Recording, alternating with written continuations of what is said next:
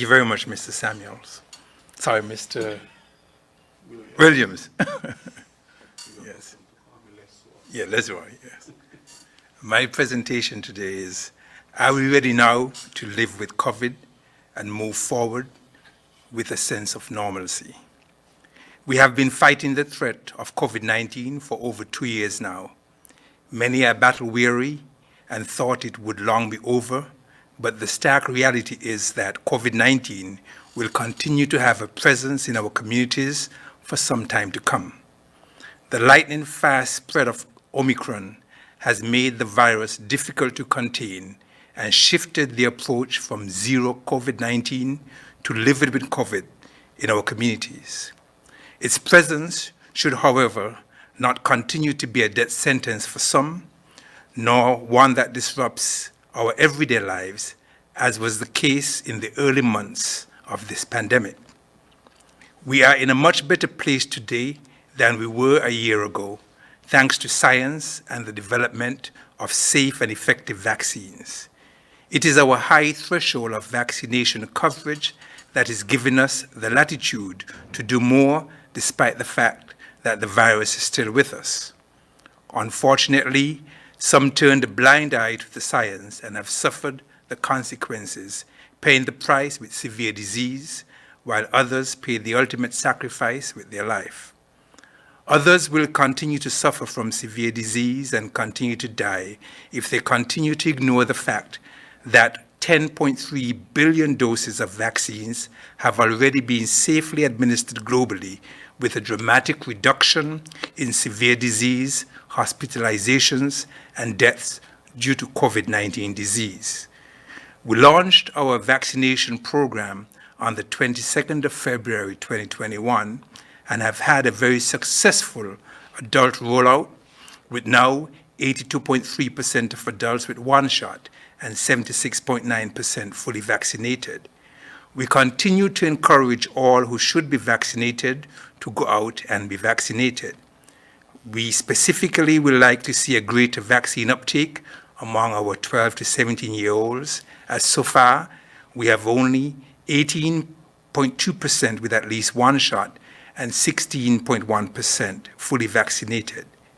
Variants will continue to appear as long as people remain unvaccinated, and it does not follow, as some assume, that the next variant will be milder.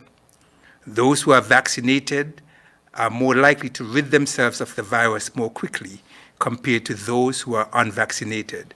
This means that the virus has less time to multiply and less chance to mutate in those who are fully vaccinated. The World Health Organization is currently tracking 4 sublineages of the Omicron variant of concern, including BA2. Right now, Omicron is a dominant strain globally and presents less severe disease than Delta and other variants that preceded it. We must be reminded that less severe disease compared to previous variants does not mean mild disease. The Omicron variant, now accounting for 99.9% of the cases in the United States, is proven to be even deadlier than the Delta variant because as more people become infected because of its high transmissibility, it has contributed to more deaths.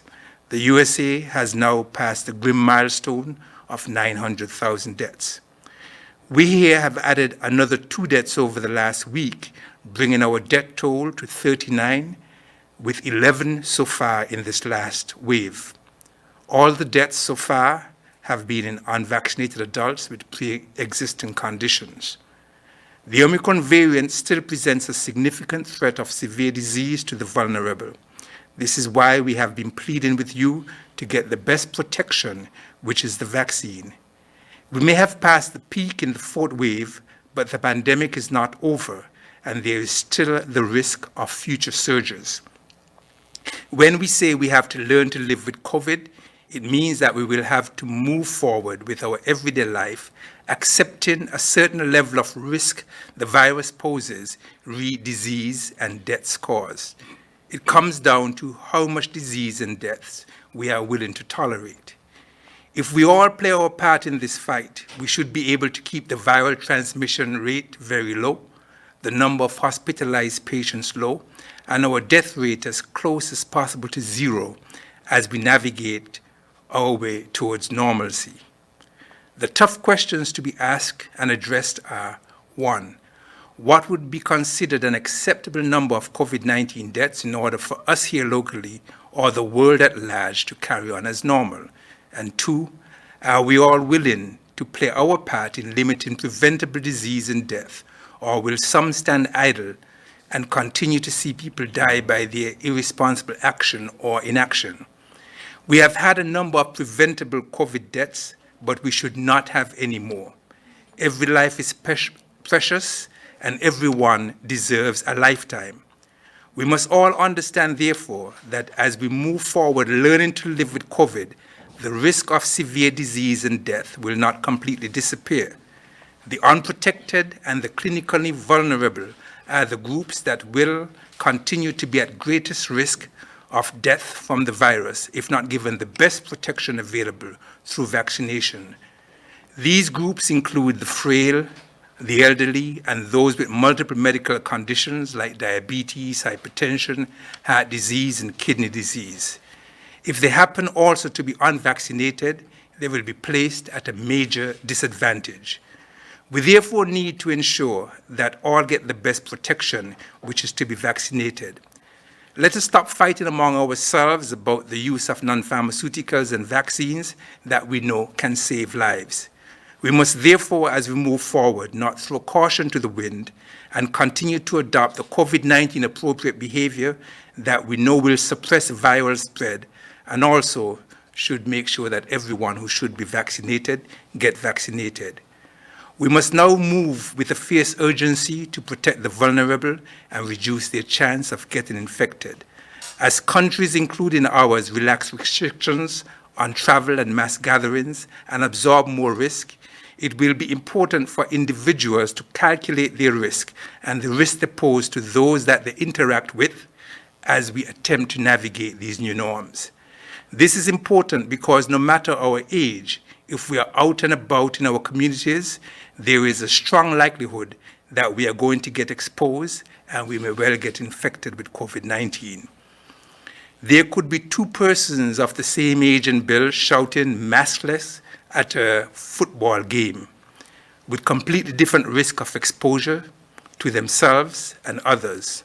One could be single, vaccinated, healthy, and living alone, and the other unvaccinated with multiple medical conditions and living with an elderly mother, grandmother, or school-age kids. The level of risk they pose to themselves and others if they took the virus home could be significantly different.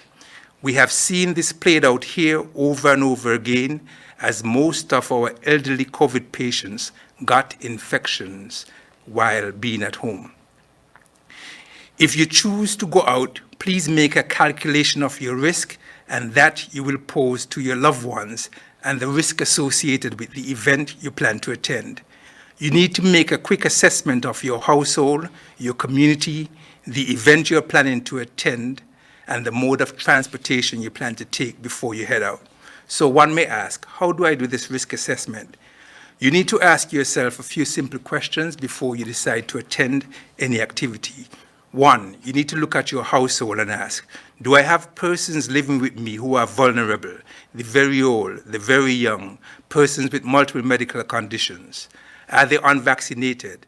Because if you were to take the virus home to them, the outcome could be disastrous. 2, you need to look at the community. Is the infection rate climbing? Because if it is, you may want to limit your exposure. And you can simply compare the number of positive cases from one week to another that we present on the tile. If that number is climbing from week to week, you may opt to miss a mass gathering and protect yourself. Then you need to look at the venue or the event and ask yourself, is the activity outdoors? Is the place well ventilated? And can I social distance at the event? Or is it indoors, poorly ventilated, with no room for social distancing? Will I be in contact with high-touch surfaces? Will I be able to frequently hand sanitize? Will people at the event be wearing masks? What is the crowd size? Because the less persons there, the lower your risk. And what is the duration of the event? Because the shorter the duration, the less your risk. And you also need to ask, are the organizers known for sticking to COVID-19 appropriate prevention measures? And lastly, you need to look at the transportation and know that it is safer to take private transportation rather than public transportation. So in closing, I want to stress the importance of personal responsibility as we move forward. Omicron may be less severe for the young, but could still be a death sentence for the elderly.